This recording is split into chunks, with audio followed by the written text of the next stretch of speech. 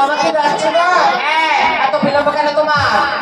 ওগো মা কিসের এত বিলম্ব জানো মা? গতকাল তোমার পুজো দিয়েছিলাম রাধনা করি। আজ যখন শুনলাম এখানে তোমার পূজা দিচ্ছি ওই মনের মাথায় নামতেই কি শুনলাম জানো মা? কি শুনলে? একটা বাচ্চা দুলায় কাঁদছিল, বাচ্চাটা মানে বিরক্ত করছিল, তার মা উনানে দুধ চাল দিচ্ছিল, আর তার মাথা তাকে কি বলে জানো মা? বলে তোরা লোক হো। তারপরে কি করলে? সেই কথা যখন আমার করলো মাছির উদাহরণ করে গিয়ে বসলাম ওই দুধের মধ্যে। ওই দুধ যখন বাচ্চাটাকে খাওয়ালো, সেই বাচ্চাটাকে নিয়ে এসেছি আমি তোমার চরণতলে। খুব ভালো। তাহলে তোমার নাম কি?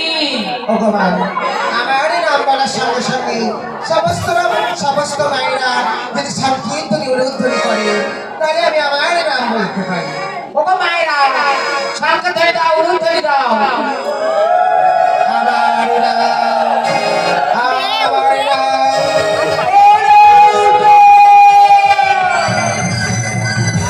তোমার অশেষ কি গুণ আছে তোমার?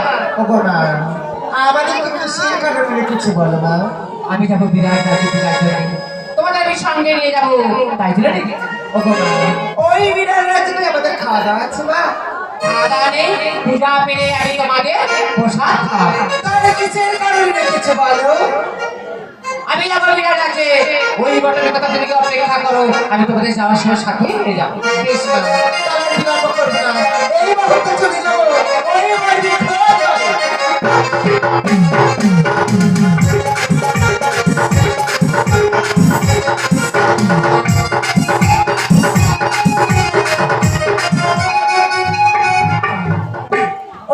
বাবা জানা তোমার ব্যাধিদের যে উৎপত্তি দেখছি বা এদেরকে এমন ভাবে নিয়ে যাওয়া যাবে না। কেমন ভাবে নিয়ে যাবো? তুমি এদের যাওয়ার একটা ব্যবস্থা করে দাও। বেশ বাবা, আমি দেখো কেমন লাইন নিয়ে ছবি আমার গলায় পরিণত করে দিলাম।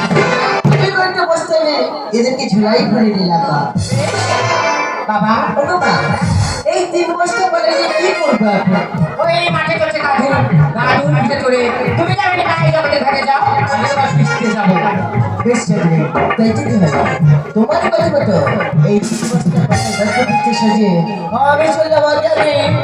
তুমি এসো আমার বস্তা দিয়ে